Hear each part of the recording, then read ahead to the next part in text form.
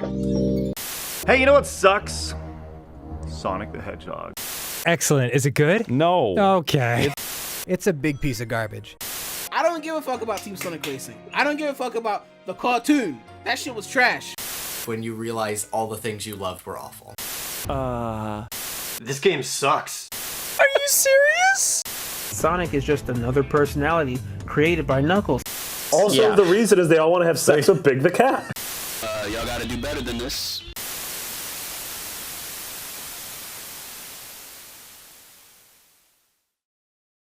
Let's get something straight right now.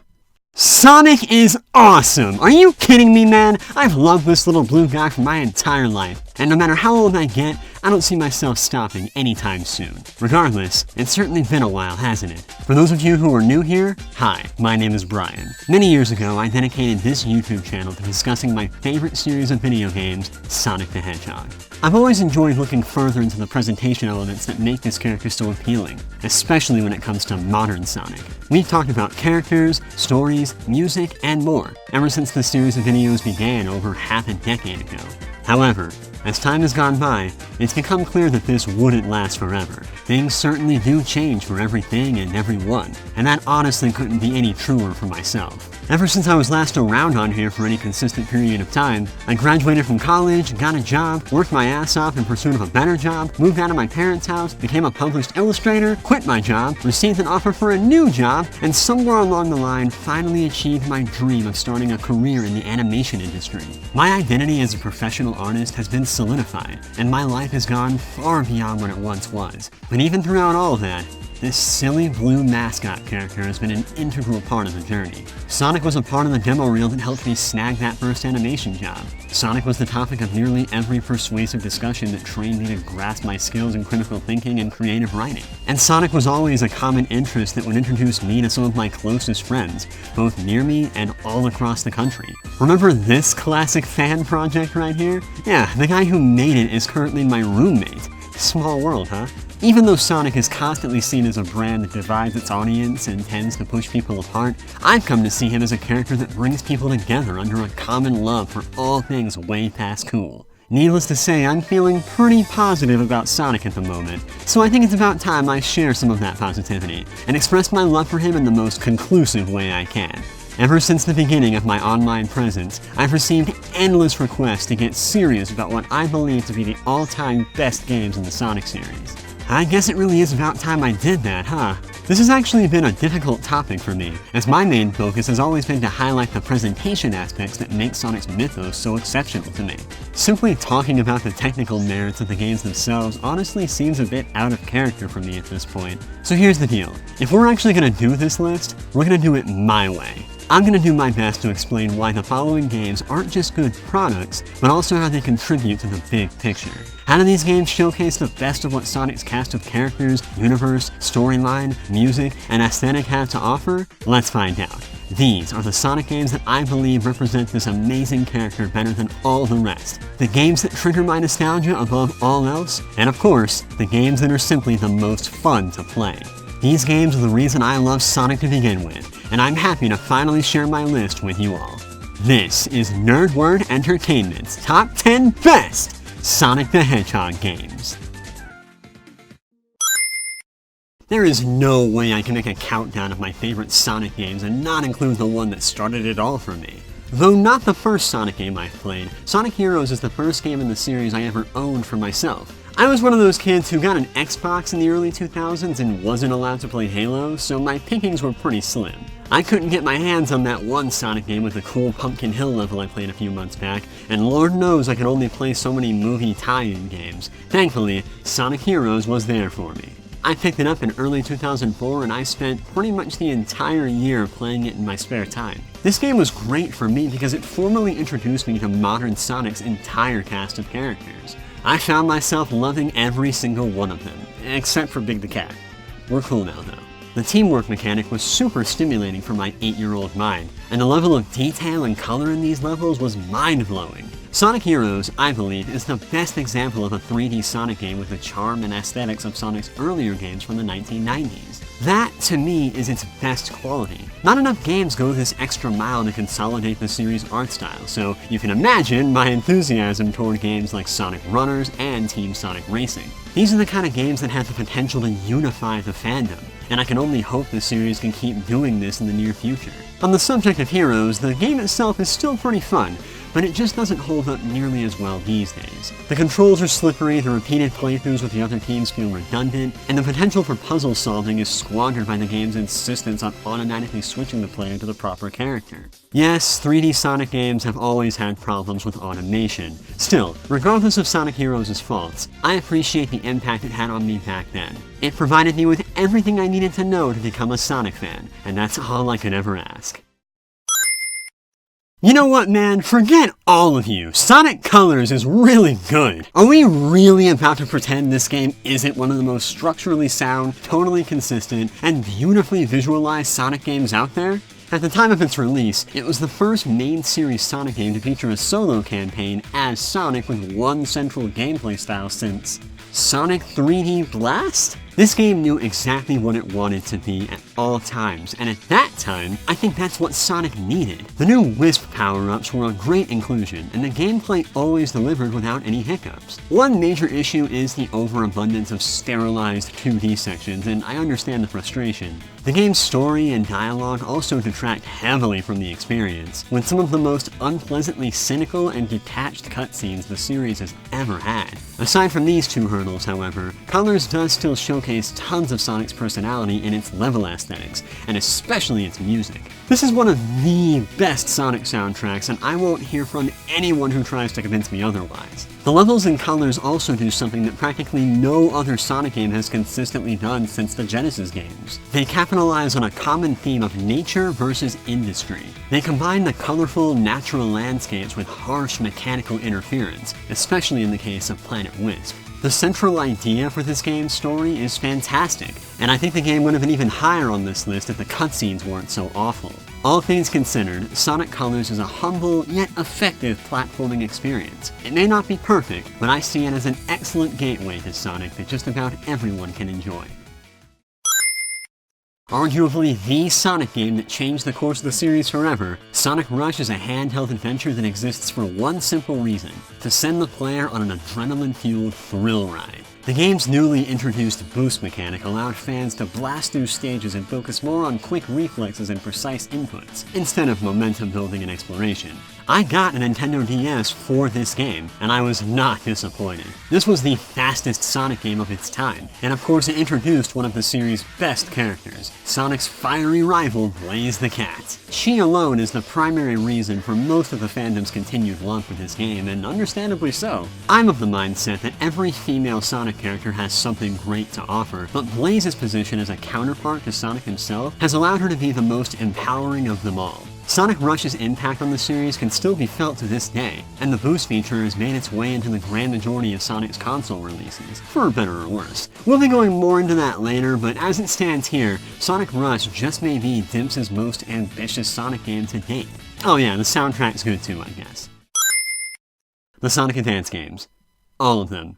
Yep, I'm cheating with this placement, but who cares? This is my list, and I will put as many games on one spot as I please, you goons! In all seriousness, every single entry in the handheld Sonic Advance trilogy complements each other brilliantly, and I hold them all in equally high regard. The first Sonic Advance feels like the most logical and satisfying step forward from Sonic's original games on the Genesis that we've ever had. Yes, even more so than the actual Sonic 4 that came out many years later. See, this game refreshes Sonic's visual style with Yuji Uekawa's fantastic art direction, while also providing the same solid, momentum-based gameplay the original series was famous for.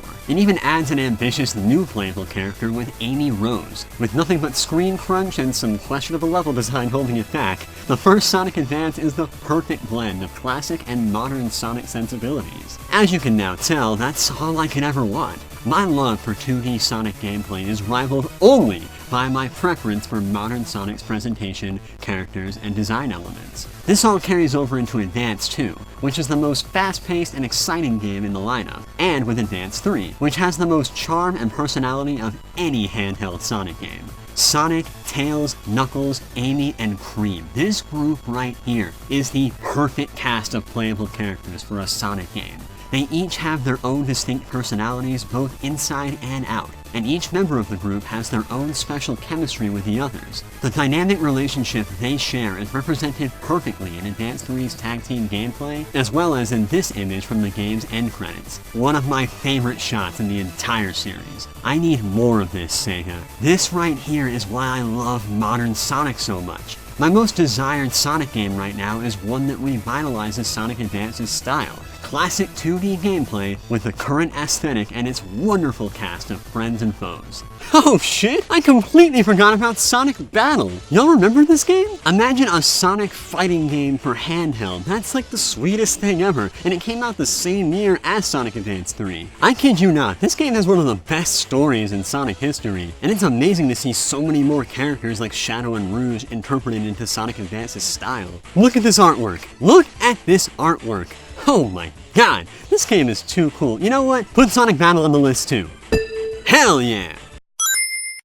You know, I guess I just can't escape my love for this game. No matter how many times I try to dissociate myself with Sonic Unleashed, its endless charm still wins me over every time. Half the game consists of the single most hilariously bad idea in series history, Sonic the Werehog, and the other has its own issues with slippery controls and unforgiving level design. Even so, Sonic Unleashed was still a breath of fresh air after the abysmally misguided Sonic Anniversary game, even if it really was mainly due to its production values. Sonic Unleashed is a game on a massive scale, and it does everything in its power to let you know that. The graphics, the music, the storytelling, the user interface, everything in this game was made with the intention of providing the most cinematic and breathtaking Sonic game ever made. And yes, that's exactly what it is. Sonic Unleashed is a grand adventure from beginning to end, and even with some of the clunky gameplay considered, it always feels like one. The modern Sonic community has been demanding another game like this for years, and rightfully so. It seems like Sonic Team put a lot of faith into this one, and its ambition is unmatched by anything else they've ever made. The presentation elements truly are what give this game its identity. Even so, the gameplay does hold merit as well. Sonic's daytime stages were amazing at the time of the game's release. There was something brand new for the 3D games in 2008, and the sheer spectacle they provided is still unmatched. Sonic's Werehog transformation is still the most hideous pile of filler these games have ever had, but his combat-centered style does occasionally have its moments of fun. I think it's safe to say that Sonic Unleashed is the 3D Sonic game that represents today's generation of fans, and maybe it's time for another game that evokes the same spectacular feeling that it provided all those years ago. Just please, Sonic Team, when designing the gameplay and mechanics, control yourselves and maintain at least some level of focus. I beg you. You almost had something fantastic with this one, and I think it's kind of a miracle that this game still made my list anyway. Really goes to show how far personal bias and nostalgia can go here. I may not be a young teenager anymore, but you know man, what can I say? This game still charms the hell out of me. Oh yeah, we're getting into the thick of it here. Ever since this channel began, I've been claiming Sonic the Hedgehog 2 is one of my favorite games of all time. That statement is still as true as ever. And of every Sonic game that currently exists, Sonic 2 is the one that I've beaten the most times. It's one of those games that I can just easily pick up, but once I've done so, I cannot put it down until I finish it. This game right here is where Sonic got his identity. It refined every idea put in place by the very first original Sonic game, and allowed the IP to live up to its potential with endless amounts of both exploration and speed. This is, without question, the fastest game in Sonic's original lineup. It's the kind of video game thrill ride that still manages to have some real substance to it. There are hidden secrets everywhere, and players who master the game's controls will have fun finding new things while keeping up the pace. This leads to a layered experience that blends every element the series is now famous for. Of course, let's not forget the introduction of Tails, the Death Egg, and the proper amount of Chaos Emeralds. Sonic 2 expanded upon the series' lore in ways that are still being referenced in Sonic's recent games. Slap on some seriously cool multiplayer and you've got one of the best games in Sega's library. In the modern gaming community, where seemingly everything is being put under a microscope, I can gladly say that Sonic 2 has not aged a day. I'll probably never stop whipping out my Genesis, my Mecha Collection, or even my phone to play it. While I do believe the Sonic Advance trilogy is an amazing follow-up to the original series, it turns out that Sonic's best 2D game of the millennium wouldn't be released until way later. You already know what's going on. Sonic Mania is among the most recent Sonic games at the time of this video, and it is a glorious return to form for classic 2D Sonic. Not only is the gameplay nearly perfect, but even Naoto Oshima's original design for the character is back in full force, in a new adventure that looks and sounds like it came straight out of the 90s, for better or worse. Sonic Mania comes to us not from Sonic Team or DIMPS, but from experienced developers and artists from all across Sonic's online community. Yeah, that's right. Sonic Mania, essentially, is an officially endorsed fan-made passion project, developed with love by Christian Whitehead, Simon Tomley, and Pagoda West Games. It's hard to believe just how much this game blows Sonic's other recent 2D entries out of the water, but what can I say? Mania has the best level design, best special stages, best boss fights, and best audio-visual experience in the entire classic Sonic series, or maybe even in any 2D Sonic game ever made. It's fantastic. Now, I gave this game a rather harsh review when it first released, and that was mostly due to one crippling flaw: recycled content. Early in development, head of Sonic Team Takashi Iizuka required that the majority of Sonic Mania's levels be designed after previous locations from the series. If you ask me, this is only to the game's detriment, as the rare instances of original content in the game are so good that they leave the player wanting more. What we're left with is a hodgepodge of content that's certainly well made at all times, but only truly spectacular in short bursts. That said, with Sonic Mania's unprecedented financial success, I only hope that Taxman's next project is an entirely original new Sonic game that can evoke a childlike feeling of wonder and joy in a way that Sonic Mania only briefly showcased. Maybe with some advanced-styled graphics? Whatever the case, this is still amazing stuff, and the addition of obscure classic characters and new modes in the Sonic Mania Plus expansion is much appreciated too. Sonic Mania is the greatest breath of fresh air we've had since the next game that we'll be talking about on this list, and I can only hope that Sonic's current reputation doesn't go downhill so much that we desperately need another one of these anytime soon. I'd rather see a consistently good level of quality, if you catch my drift. So yeah, Sonic Mania, good game. Could be better, but it's really good. It's number 4 on the list. What do you want? I like it more than Sonic 2 apparently, alright? Just get off my back, please. In this day and age, Sonic is notorious for his fandom. The community is loud, intense, opinionated, and pretty damn split. Sonic Team themselves admittedly do have to hold a great deal of the blame for this, as Sonic is not only one of the longest running game series out there, but also one of the most inconsistent. It's a series that's simply incapable of pleasing everyone. And that's why when a game like Sonic Generations comes around to unite the fandom under one roof, you know that despite everything, we're all gonna be just fine. Yes, slightly better than Mania, guys. I know, you're gonna hate me for this one. Sonic Generations is not only a wonderful, authentic celebration of the entire franchise's history, but it's one of the best 3D Sonic games, period.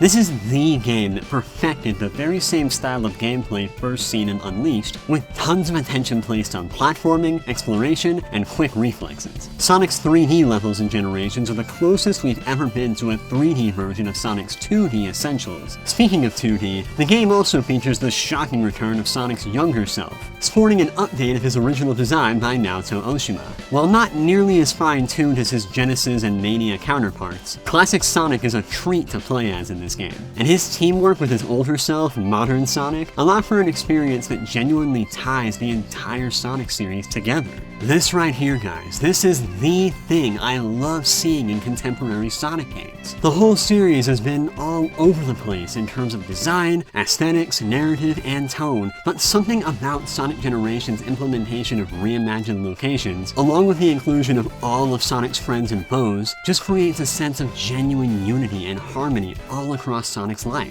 Yep, I complain when Mania does it, but when Sonic Generations rehashes levels, it's fucking awesome. Go ahead, sue me. The way this game handles its amalgamation of content is honestly so profound and heartfelt for me personally, because as I mentioned with the Advance series, I enjoy seeing Sonic as a naturally progressing character. Generations brings both of the series' major subcultures together in a game that feels like it really is for everyone, and it actually succeeds at that. Need I mention all the nuance and subtle references in the game's visuals, and of course the passion project that is this game's soundtrack? It seems like everyone who's ever had their hand in Sonic music has made some contribution here, and it truly is a beautiful thing. And finally, thanks to the dedicated community, Sonic Generations is the most customized Sonic game there's ever been, with endless amounts of fan-made mods that keep the fun lasting forever. The game almost seems like it has a secondary function of being the Sonic engine, where creative artists and designers can showcase their skills through an official Sonic product. Sonic Generations is a celebration done right. I don't sense a hint of elitism here. It's the game that homogenizes the entire series and makes it feel like one complete whole, rather than the series of disjointed standalone ideas that it's often accused of being. Now with that said, am I pissed that classic Sonic ever made a return to modern Sonic games after this? Yes, I still am, because that just shows that Sonic Team has kind of missed the point of how special it was to have Sonic's younger self in this particular experience. It's the context of why he's here that made him such a brilliant inclusion this time. And including multiple versions of Sonic in subsequent products after this just frustrates me to no end. But even then, Sonic Generations does serve as a constant reminder that despite everything, Sonic Team can still make incredible games that do nothing but justice to the character. It's why I still have faith in the series today, if I'm being honest.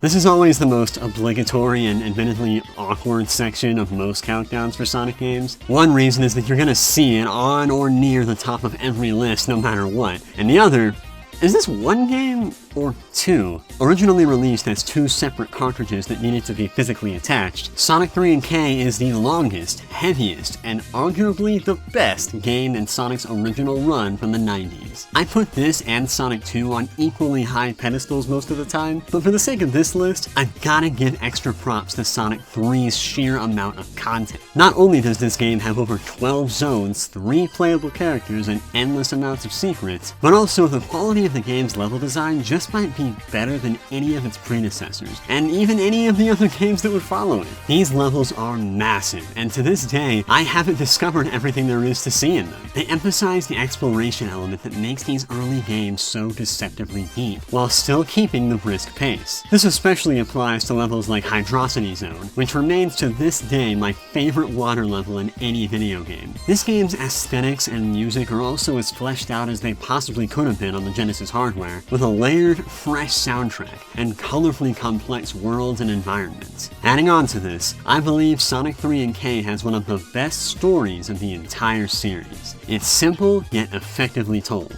There's always something new to keep the player moving forward and uncovering the mystery behind Dr. Eggman's scheme. The introduction of Knuckles as a character can't be understated either. He was among Sonic's first rivals, and I feel that if his original character traits were maintained today, he'd still be the best. There's honestly not much else that I can say about Sonic 3 and K that hasn't already been said. It's the most acclaimed Sonic game ever, and it seems to dominate most people's lists as if it's an unspoken rule or something. With that said, do I consider this game overrated? Well, maybe a little bit, but I honestly can't blame anyone who would consider this to be the best Sonic game in the series. It's just that, you know, it isn't quite my favorite. Now, while I think it might seem obvious what's coming up next, let's keep things suspenseful for just a bit longer. For now, here are some honorable mentions for a few Sonic games that didn't quite make the cut, but still deserve some love and attention. Sonic Runners for having the most and the best fan service of any Sonic game. Sonic CD for having my overall favorite aesthetic of Sonic's original 90s career.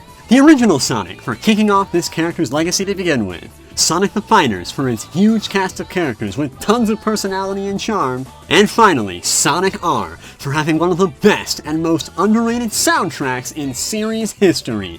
Now, on to the top of the list. Take it away, TJ Davis.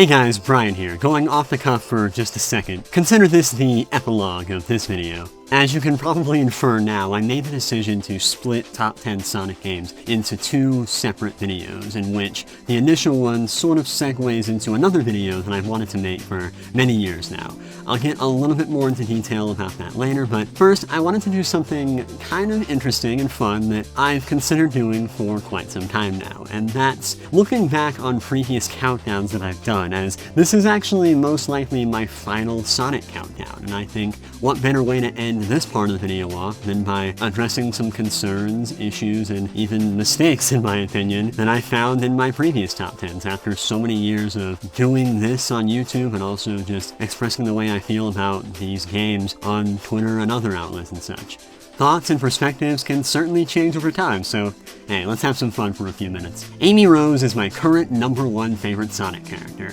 Shadow is now below Eggman and Rouge, Knuckles is probably #2 now, and Cream the Rabbit needs to be on the list in some capacity, I'm not sure where. How Tails' finale from Sonic Adventure managed to beat out Gamma's death scene is beyond me. How in the world did I miss that the first time?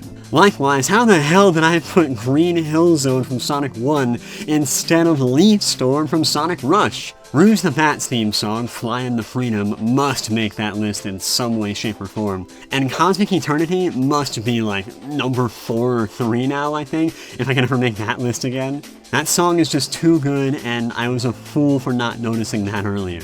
Everything from Sonic R deserves at least an honorable mention too. That game's soundtrack is a masterpiece, and don't let anyone tell you differently. Sonic CD's intro scene got pretty unfairly treated on both the moments and intros list, because I was pretty inconsistent with my rule set. But come on, you all know how fucking great that intro is, you don't need me to tell you. I don't think I would change too much about my motifs and messages video, but I probably would have found a better way to segue into my final message of said video than the main thematic element of Shadow the Hedgehog, a game that I hate to no end. So yeah, either that list would have had a different #1 or just a different way of me framing my description of #1. I don't know.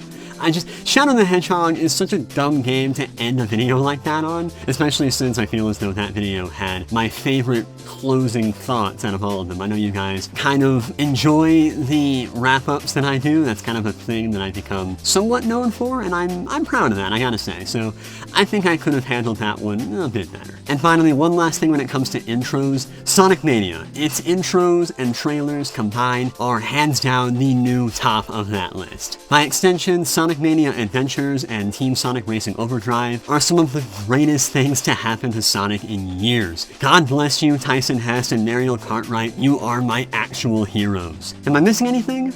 Oh yeah, I think we should have one last little round of fun here. I think it's about time I gave you some updated thoughts on Sonic Team's most recent game, at least at the time of this recording. My opinion on Sonic Forces has changed pretty considerably since my initial review, and honestly I kinda just wanna fuck with the people who didn't watch the whole video and just skip to the end to see what lands the #1 spot, so...